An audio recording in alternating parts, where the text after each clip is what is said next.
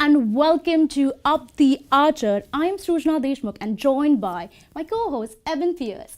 Earlier today in the show, we kicked off with reviewing 2025 and now we're going to look ahead and preview 2026.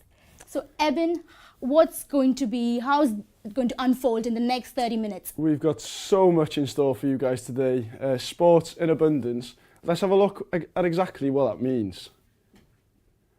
So yeah, we're starting with our Commonwealth cricketers. The Alex Zawada story. We'll have a clip from her. We'll then be moving on to our festive fielders, a chat with cricket chair Chris Cole and player Katie Dolman. On from that, we will be goose-stepping into Christmas with Isaac Marsh and so much more following up from that. So it's like a tight 30 minutes. But now we have with us our news correspondent, Abby Peters. Hello, Abby. Hello. Could you tell us what are the big stories we're looking at for 2026? Yes, 2026 is jam-packed for sports. First off, we've got Winter Olympics, which kick off in February, 25th edition. Right. That's in Milano Cortana in Italy. Yeah. So you've got 7 sports, 15 venues, 90 nations, 3,000 athletes. GB are looking to improve on their 1 gold and 1 silver medal last time out in Beijing 2022. Right. A Welsh athlete to definitely look out for is Cardiff Met alumni and 3-time British shot put champion Adele Nichol, who is actually bobsleigh. She's going for bobsleigh. She's looking to qualify so far, hasn't qualified yet. Almost there though, so fingers crossed. Fingers crossed. We've also got Football World Cup, which kick off, first game is the 11th of June. That's going to be hosted in the USA, Canada and Mexico. Right. Both England and Scotland have already qualified. However, home nations Northern Ireland and Wales are still looking to qualify for that. Scotland have been assigned to Group C, which they face Brazil, Morocco and Haiti. England are in Group L, which they then face Croatia, Ghana and Panama. Northern Ireland and Wales, now they're What's the situation there? Yeah. Yeah. So both of them can't qualify. It will either be one or the other, or whoever they're currently up against. So Northern Ireland will face Italy and Wales will face Bosnia on March 26th. Obviously then the winners of that will then face each other 5 days later. Right. There's also been obviously a bit of controversy with tickets. FIFA have just come out in the last 24 hours and have responded with offering limited amounts of affordable tickets, which are about $60, so it's about £45 Right. in Great British pounds. We've also got the Commonwealth Games, which they kick off 23rd of July. That's in Glasgow this year. Obviously, they've reduced the sports down from 19 sports in 2022 in Birmingham down to 10 sports. A big Cardiff Met star to look out for there is obviously Jeremiah Azu. He trains here on campus in Nyack. He obviously came 5th in the 100-metre final in 2022, but he is now looking for that first Commonwealth medal. Yeah, of course, we have stars like Jeremiah Azu, who already bagged so many awards. But there's also Alex Zawada, who we will be keeping our eyes on as she is going to represent in boxing. So here's her story. Wherever you want. I'm Alexandra Zawada and I do Welsh powerlifting. It started with education. I wanted always to be like on top of my class, you know, getting high scores in like tests, and my mum really helped me with that because she was like pushing me through, and that kind of transitioned into like sport as well. One day my friend decided she spoke to me and she was like, oh, I should try rugby. And I was like, oh, what's rugby? Because I never knew what was rugby, because in Poland we don't have that. So then I tried to convince my parents, oh, can I go to rugby training? They're like, all right, okay, as long as you don't get injured. So then I went to a few sessions and I was like getting better at it, and I was involved in the team more, and I was like, that's really nice, you know, it's something different. A particular moment or event that made you decide to transition from rugby to then powerlifting? So unfortunately I was involved in ACL and meniscus injury. You know, when you get an injury, you're in a kind of a dark place.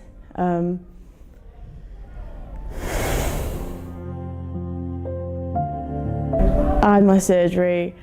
I was off for a good few months. You know, I was just in bed in my room, like kind of isolated. I lost a lot of weight, and you know, it's just not a nice place to be in. I started to go to rugby training. I did a pre-season as well, which kind of build up to that actual rugby training, which is just amazing feeling to be back on a pitch after being out for like 9 months. Obviously you're trained more on field than in the gym, and I was like, I kind of missed that aspect. I was like, what am I doing? Like, rugby is something that I want to do. You know, I trained hard to be back on a pitch, but it didn't make me feel happy, and I was like, you know, I need to change this. Like, what is going to make me happy? And that's being in the gym. I tried to train powerlifting and rugby at the same time, but it was very difficult. You know, rugby is involved in a lot of cardio that, you know, it's just, my legs were absolutely done after rugby training and powerlifting training. So I was like, oh no, I need to pick one. So I stuck with powerlifting, and unfortunately I had to, I had to retire from rugby, which is something I didn't want to do. I already managed to do an official bench record on my second comp within doing powerlifting for 4 months, which was kind of incredible.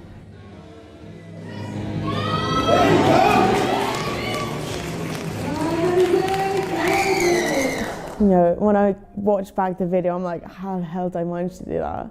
Like, I lifted and I literally just screamed. Like, I was so happy. So how long have you been powerlifting for now? Well, it's coming up to 2 years now.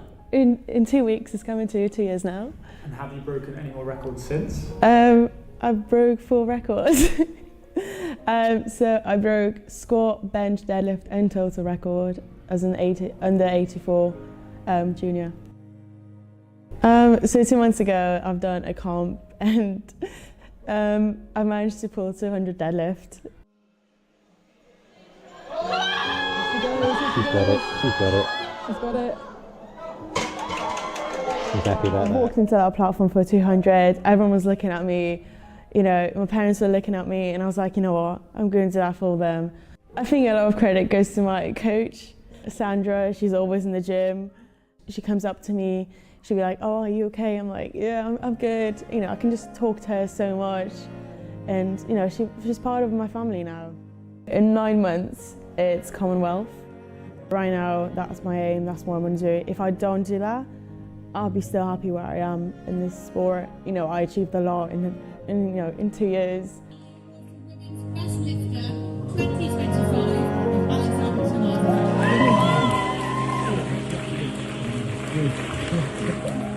I broke 4 Welsh records. It's not an easy task to do because Welsh powerlifting is very, you know, it's very competitive, and I'm really happy to be where I am right now. While we cheer for our Met athletes in the Commonwealth Games, let's not forget about that one club who lifted Bucks Trophy this year. That's the Cricket Club.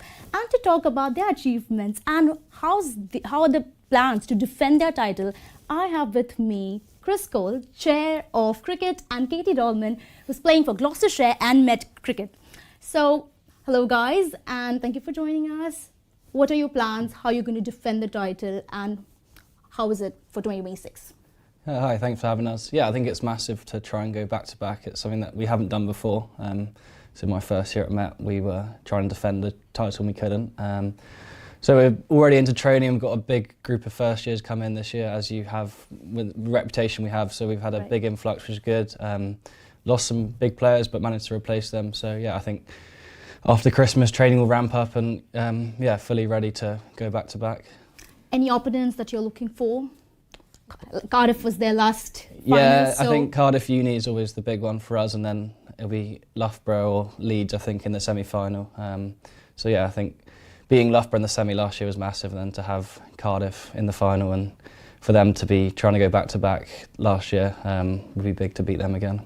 any changes in the team, or is it going to be the same team, or newcomers? How is it going to be? Well, as university cricket goes, there's a big changeover. There's a lot of third years who left, but there's a lot of second years who will step up into those positions. So Alex Pearson will continue through. He's captaining this year, and then the main crux of the team has stayed the same. But there'll be a few nice new freshers coming in who can.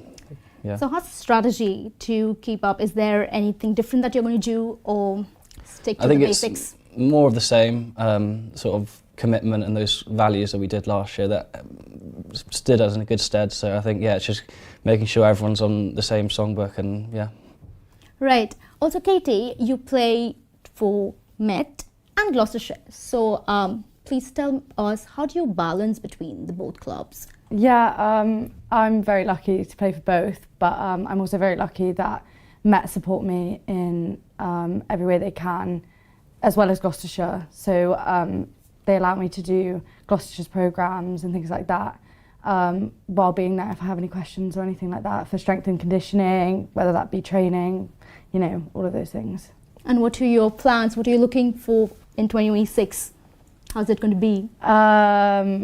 For Met, I'm looking for us to lift the Bucks trophy, to be honest. I know.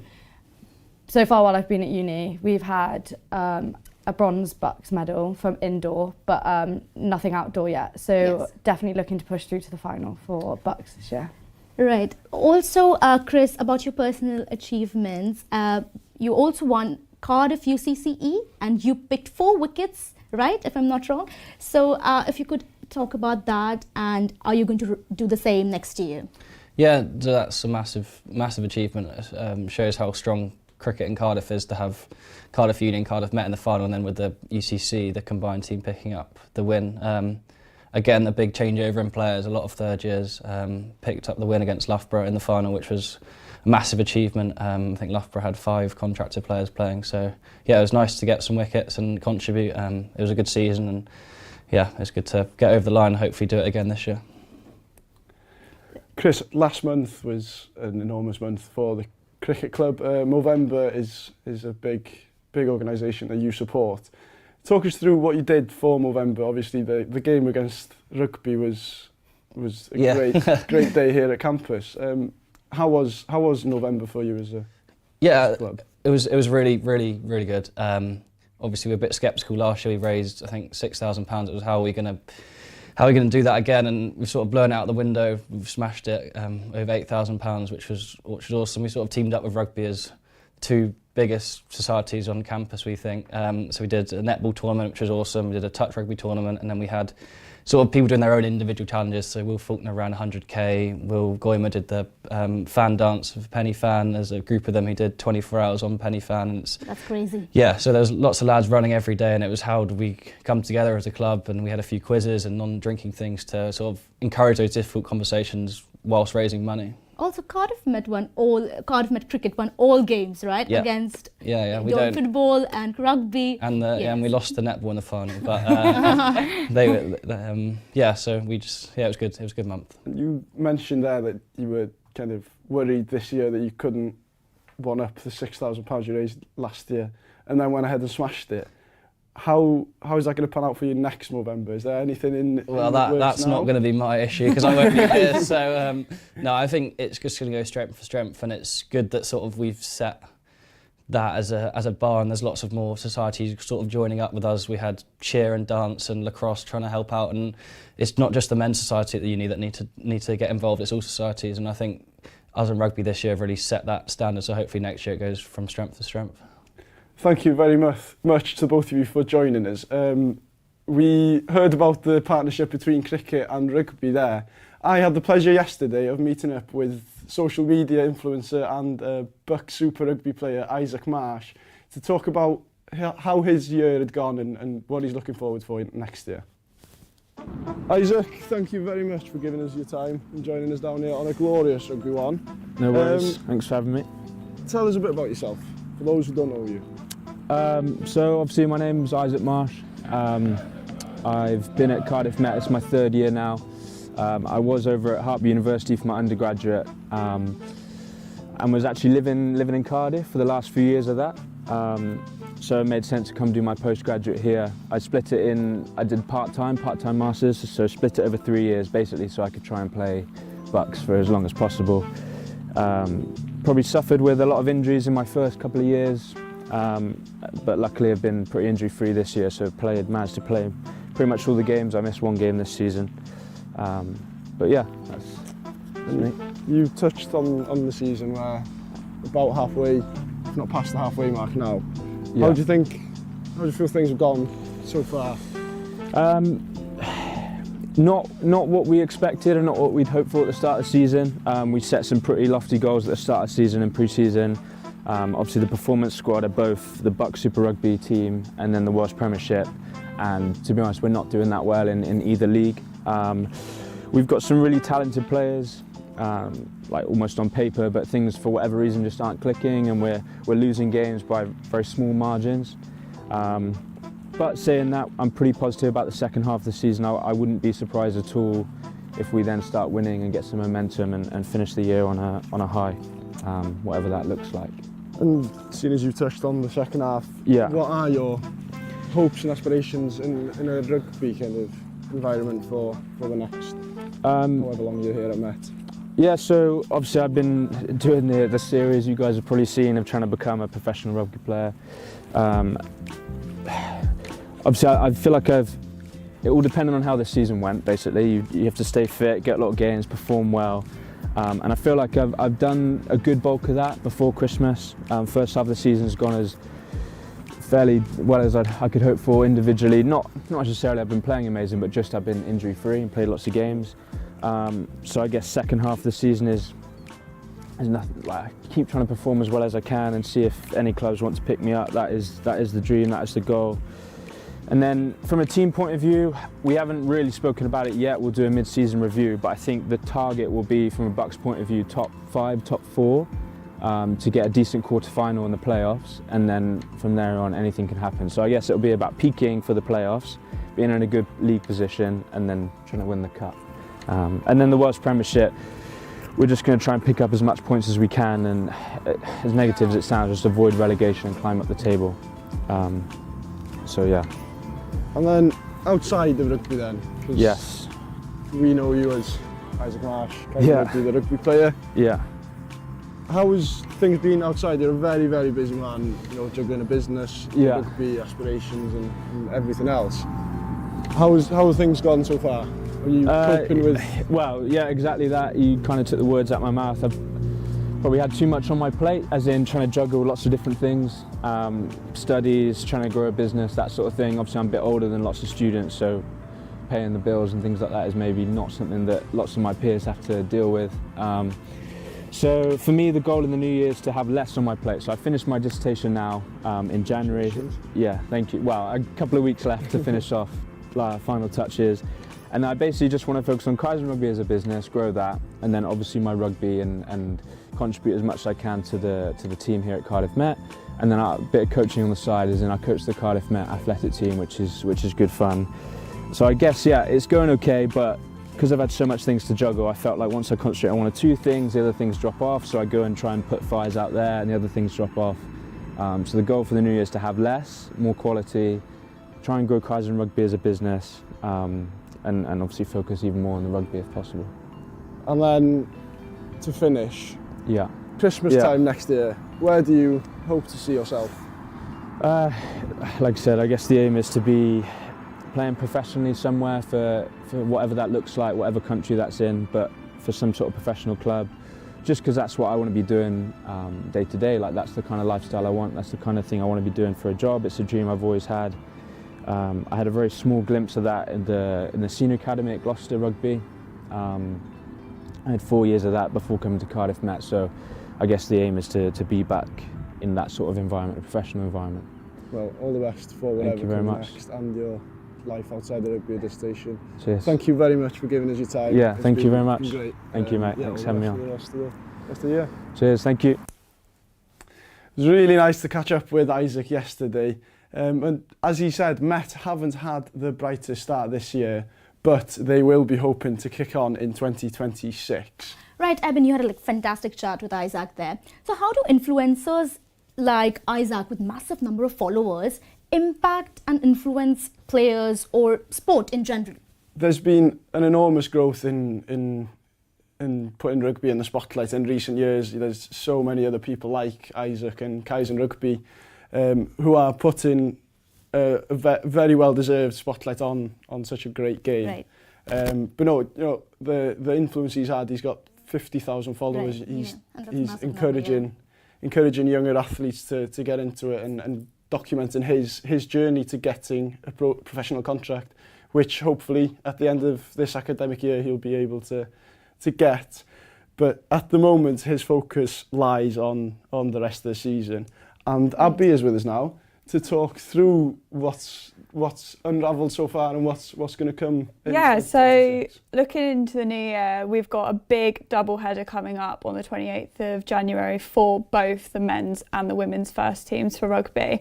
So first off, the women's will face 5th place Brunel, which we're not too sure currently yet, timings wise, but and then the men's first will then face 3rd place Exeter. We will obviously be covering that double header here on Cardiff Met Sport TV. Sticking on the women's game, unlike the men's, their league format stayed the same. It's quite close at the top between the Archers and Hartpury. What do they need to do to make sure of that title? It is indeed. I will say, both teams, this double header on the 28th of Jan, it is a must win. The women's are currently, I want to say they're on 27 points. I'm not 110% sure where. Sorry, who's first? They're both, it's all right. It's an enormous game. It's all right. I think Brunel are sat in 4th or 5th. 5th. They're 5th at the moment, yeah. Met in 2nd. That is a massive game. And then on the 4th of March then, it is Cardiff Met against Hartpury. Yeah. Is that the biggest game of the season? Yes, I will say. Yeah, definitely. Another opportunity. It's Met at home as well. Yeah. A great opportunity to knock Hartpury off their perch. Moving on to the men's game. Archers are sat in 7th at the moment. So they're currently lower half of the table. Yes. Obviously they're wanting to progress higher, so they're not relegated. Obviously the women's, there's no relegation there. Men's, there is a relegation. So again, must win on the 28th. Tell us what you know about the format, the new format of the league this year. I believe it's the team at the bottom getting relegated for the first time. Yes, yeah. I think, is it bottom 1 or bottom 2? It's bottom 1, so Bottom it's currently one. Swansea sat at the bottom, and it looks likely as if it'll stay that way. But Cardiff Met still have an opportunity to kick on and reach the playoff positions and win some silverware this year. How likely is that?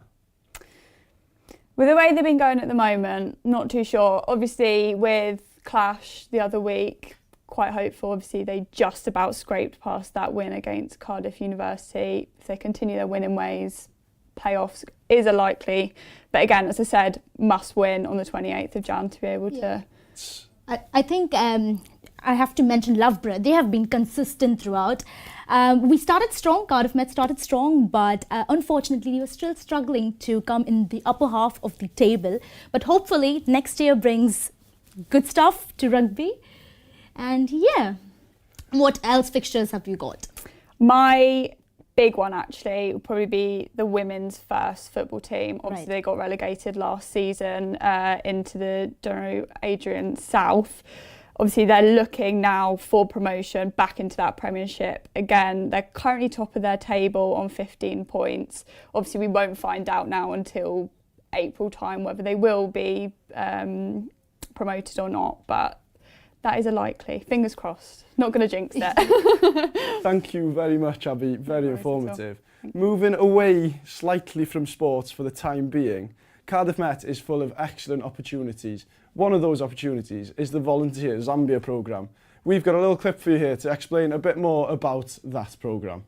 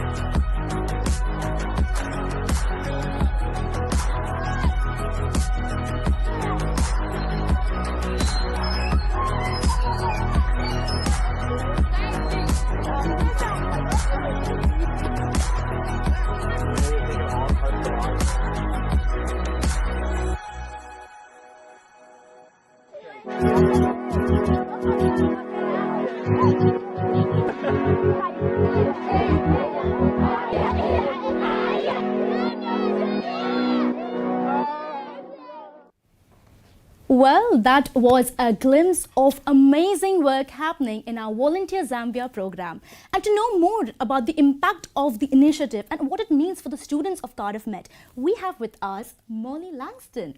Hi Molly, please could you tell more about what is this Volunteer Zambia program?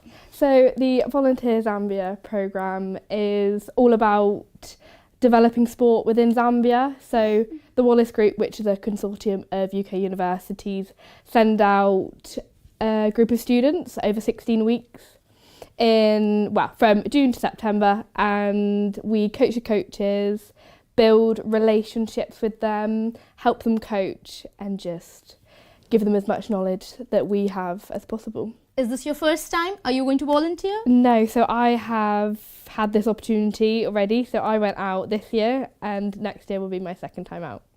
So what motivated you to volunteer and step up and come and put your time out there? It's just such an amazing opportunity just to see the growth from yourself, but then your growth motivates and encourages other people to do what you do, and then seeing the smiles on children's faces are just absolutely incredible out there. It sounds like an excellent programme. Tell us a bit more about the aims of the programme. What are you trying to get out of it? Yeah, so we try and coach the coaches. So over the complete 16 weeks, each set of students goes out for 8 weeks. We teach them workshops, so then at the end of the 16 weeks, they get their qualification through Netball Zambia, Basketball Zambia and Football Zambia as well. And having been there already, it must have been an unbelievable experience. What did you take out of it on a personal level? What did you learn out there? Just, obviously open-mindedness is normal anyway, but kind of loving what's in front of you and just the happiness that the simple things in life can bring. Thank you very much. Very interesting. Have you got any plans now for the Christmas break? No, just back off home to Cornwall and dissertation writing. Very nice. Thank you very much for joining us. And another thank you is duly in order to two of our very highly respected staff members here at Cardiff Met, Ethan and Caitlin, two of our intern techs who have been everywhere with us in this first few months of the course. They've been so helpful, happy to lend a hand to do anything with us. So we'd like to thank them very much and wish them all the best for whatever comes next in their careers. And on that note, we're going to wrap up. That's everything we've got time for today. Thank you very much for joining us, Sujana. Yeah, thank you so much, Molly. I hope with this chat, more students get inspired to step up and get involved with such programs. And we wish all the best to the Met athletes who are going to represent Wales in the Commonwealth Games. And yes, this is Sujana and Evan signing out. Merry Christmas and a Happy New Year. Thank you for being with us till the end. Ddol llawer a blwyddyn newydd dda. Diolch yn fawr. Yeah, gotta aim for the top like hello. Yeah, I can never doubt myself, I know better. All of you critics be acting like you know better. Blowing up smoke, but I know when the dust settles. I'm in my element, it's evident in this level to the game. All of those